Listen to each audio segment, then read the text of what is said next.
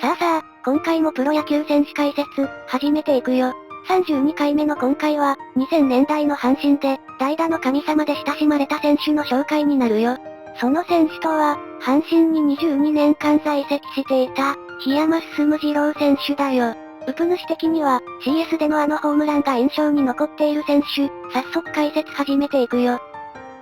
檜山進次郎、1969年7月1日生まれの51歳、京都府京都市右京区出身の元プロ野球選手だよ。引退後は野球解説者、野球評論家を務め、現在は YouTuber となっているよ。ホリプロに所属しており、愛称はヒーアン、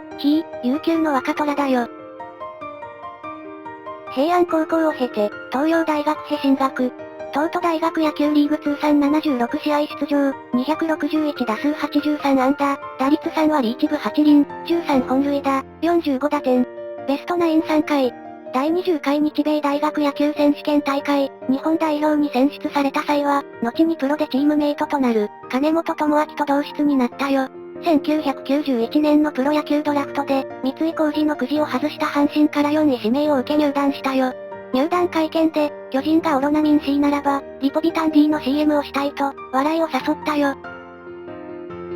1992年のミシュビーチ登録は内野手登録であり、2年目以降は外野手登録となるよ。プロ入り後は1軍2軍を行ったり来たりだったが、1995年、開幕早々レギュラーの亀山勉が怪我で離脱し、空いたライトを八木、関川と共に穴を埋め始めて、ほぼ年間1軍で試合に出続けたよ。1996年に藤田が正式に1軍監督に就任し、4月6日の巨人との開幕戦で3番ライトで、初の開幕スタメンは3打数1安打、その後は5番レフトに定着し、中日の野口から2試合にまたがって、4打席連続本塁打を放つなど22本塁打を記録。来日外国人を除く阪神在籍野手で、1シーズンに20本以上の本塁打を放った左打ちの選手は藤田、掛布に続いてこの年の檜山が3人目であったよ。檜山本人はレギュラーを掴んだのはこの96年だったと振り返っているよ。1997年に吉田が監督に就任し、シーズンを通して4番ライトのレギュラーで起用され、共に前年を更新する23本塁打、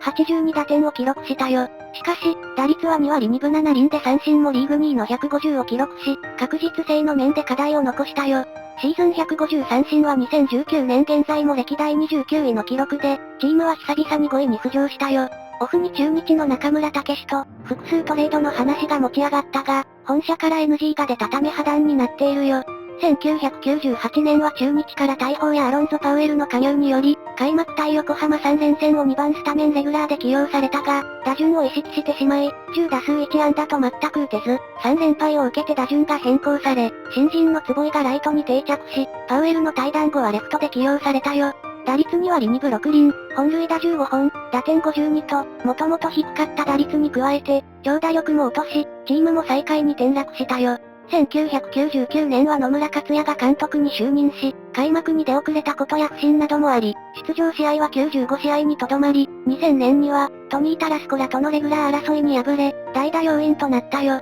2001年の開幕当初は、新戦力などが優先され、控えや時折スタメンでの出場だったが、4月25日の巨人戦からレギュラーに復帰し、シーズン後半は帰国した、イヴァン・クルーズに代わって4番を務めるよ。無理に長打を狙わないことで、当時の史上7位、球団記録となる28試合連続安打や、自身初の打率3割を記録。また、この年からチームの選手会長にも就任したよ。2002年は主に5番ライトのレギュラーとして出場。終盤に左肩脱臼で戦列を離れ、矢野、藪の離脱と並び、チーム失速の一員となったよ。浜中の台頭に加わり、シーズン終了後に、広島から金本智明の FA 移籍が決定的になると、フロントに対してレギュラー構想の説明を求めるも、回答がなかったとして FA を宣言したよ。しかし、期限内に他球団からのオファーはなく、また監督の星野千一から慰留されたこともあり、権利を行使した上で阪神に残留したよ。2003年は浜中が4番ライトに入り、檜山は春季キャンプから2000年に14試合ついたことのある、一塁手へのコンバートに挑戦したよ。開幕当初は、ジョージ・アリアスや片岡との併用で一塁手として出場。4月10日に一軍公式戦への通算1000試合出場を達成すると、同年18日には、プロ入り後初めてのサヨナラ本塁打を記録したよ。浜中が右肩の負傷で戦線を離脱した5月以降は、4番ライトとしてレギュラーに復帰。7月2日の中日戦で史上58人目のサイクル安打を達成。チームは18年ぶりにリーグ優勝を果たしたよ。日本シリーズでも4番ライトとして出場し、第5戦で決勝的自打、第6戦で本塁打を放ち優秀選手賞を獲得。同年、選手会長を退任して後任の今岡誠に引き継いだよ。2004年5月5日の広島戦で、1イニングに三振のプロ野球タイ記録を作るが、シーズン成績は自己新の84打点、打率3割6分、打撃スタイルを変えた2001年以降では、最多の18本塁打を記録したよ。2005年はシェーン・スペンサーとの併用で出場。シーズン序盤は打撃不振に見舞われたが、8月25日にはプロ通算1000本安打、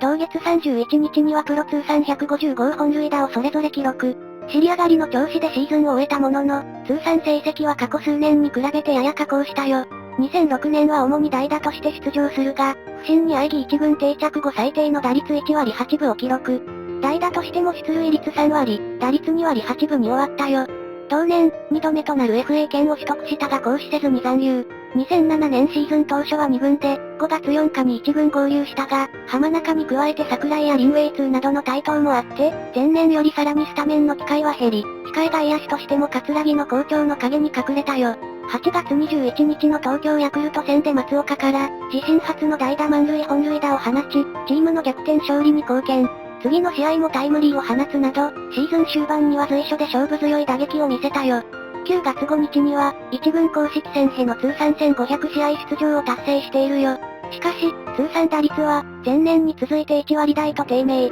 さらに、代打での打率は1割8分6厘と、前年から大きく落ち込んだよ。10月15日、デイリースポーツ紙の一面に、阪神を退団という記事が掲載され、檜山自身が自らのサイトでこれを否定する一幕もあったよ。2008年は進退をかけて臨み、開幕直後から代打で安打を重ねて高橋や桂木らと共に、代打として活躍。勝負強さを買われてセパ交流戦を中心に、スタメンでも起用されたよ。打率3割をマークし、この年から八木に代わる、代打の神様として定着したよ。2009年も主に代打として出場したが、前年よりも打撃成績は落ち込んだよ。10月4日の中日最終戦で、同年限りでの引退を表明した、同学年の立浪和義に対し、阪神を代表しての花束を贈呈したよ。2010年は5月18日のソフトバンク戦で、当位の球団記録に並ぶ、代打通算108安打、6月4日のオリックス戦で、球団新記録となる代打通算109安打を記録したよ。また9月16日の横浜戦では、代打で登場した金本が怪我のため、守備につくのが困難なことや、他の控え外野手を使い切ってしまっていたことから、9回裏1のイニングだけライトのポジションについたよ。この年守備についたのはこの一度であるが、檜山が打席に立たずに守備だけで出場するのは、2007年7月6日の中日戦以来3年ぶりのことであったよ。2011年は、5月8日の横浜戦の7回に敵自打を打ち、代打での通算86打点で、球団3位タイの記録に並び、5月14日の中日戦で、9回裏2アウトに代打で登場して本塁打を放ち、球団新記録の代打通算14本塁打及び、球団3位の代打通算87打点を記録したよ。シーズン終了後の11月22日には、海外 FA 権を行使せずに阪神への残留を表明。しかし翌23日に、自身の公式サイト、ヒノキ部隊が主催するイベントで、転倒して左鎖骨を骨折。同月30日に手術を受けたよ。2012年には、前述の骨折の影響で、公式戦の開幕直前から1軍に合流。開幕から代打での起用が続いていたが、5月27日の西武戦では5番ライトで先発出場。スタメンは2009年6月13日の千葉ロッテ戦以来3年ぶりだが、守備についてのスタメンとなると、2008年8月7日の広島戦以来4年ぶりであったよ。しかし代打では、8月23日の中日戦で安打を放ったことを最後に、翌年5月8日の巨人戦まで22打席ノーヒットが続いたよ。2013年も開幕から1軍に帯同すると、巨人戦で自身23打席ぶりの安打を放つとともに、球団新記録でセリーグ史上第3位となる、代打通算99打点を挙げたよ。5月12日のヤクルト戦でも敵自打を放ち、宮川、浅井に次ぐ代打通算150安打、宮川、川又に次ぐ代打通算100打点を記録。8月7日の広島戦では、セリーグ歴代単独2位となる、代打通算155安打を放ったよ。9月7日に同年限りでの現役引退を表明。引退試合となった10月5日の巨人戦には、5番ライトでスタメンに起用されたものの、3打数0安打で8回表の守備から交代したよ。最終打席となった第3打席はファーストゴロ。試合後のセレモニーでは、今日ここまで皆さんと共に、2回のリーグ優勝を僕は手に入れました。しかしながら、日本一という称号はまだ手に入れてません。この忘れ物をいつか必ず取りに来ます。その時はまた、ファンの皆さん、タイガース球団の皆さん、一緒に戦いましょう。本当に僕は幸せ者でした。22年間、ありがとうございましたと、挨拶したよ。なお、チームがシーズン2位で、クライマックスシリーズへの進出を決めていたことから、引退試合の後も広島との同シリーズ、ファーストステージに出場。第2戦の、5点ビハインドで迎えた、9回裏2アウト1塁の場面で代打で登場。2003年の日本シリーズでの、広沢の記録を更新する、ポストシーズン史上最年長本塁打となる、2ランホームランをライトスタンドに放つよ。しかし、チームは4対7で敗れたため、CS での敗退が決定。結果として、本塁打を放った打席が、檜山にとって現役最後の打席となったよ。2013年10月23日付で、セントラルリーグから任意引退公示。これを機に、阪神タイガースを退団したよ。同年12月1日付で、ホリプロとマネジメント契約を締結。ベースボール&スポーツコメンテーターとして、活動することを表明したよ。2014年からは、朝日放送の野球解説者や、日刊スポーツ新聞西日本専属の野球評論家を務めるよ。同年2月20日には、現役時代に阪神のコンディショニングコーチや、個人トレーナーとして檜山と接してきた中田健との共同執筆による、自身初の著書、代打の哲学が、幻冬舎から刊行されたよ。同年3月31日には、自身初の短著、待つ心、瞬間の力を、高裁堂出版から発売しているよ。また2020年3月24日からは、YouTuber 活動を開始。チャンネル名は、檜山慎次郎の何しよだよ。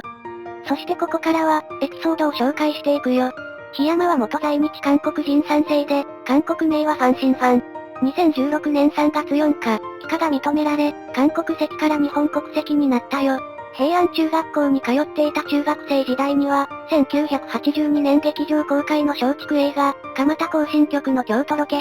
セリフなしのエキストラとして参加した経験を持つよ。阪神の現役選手時代から、公式サイトのヒノキ部隊をベースに、社会貢献活動を展開。ヒノキ部隊内のチャリティーページで、活動の成果を随時報告しているよ。2002年から2013年は、母子生活支援施設で暮らす子供たちを、甲子園球場の公式戦へ招待。2011年には、この活動に対して、同年に創設されたばかりの、第1回若林忠賞を阪神球団から授与されたよ。2003年に神戸レインボーハウスを毎年訪問。理事たちとの交流を図るとともに、寄付金を贈呈。2010年11月、出身地の京都市と、甲子園球場がある兵庫県西宮市内に対して、児童養護施設及び、関連施設への図書費を寄付。2011年、自主トレーニング先のグアムの日本人学校を訪れた上で、生徒たちとの交流を図りながら、学校へ寄付金を贈呈。現役引退後の2014年以降も、グアムでのトレーニングと寄付を続けているよ。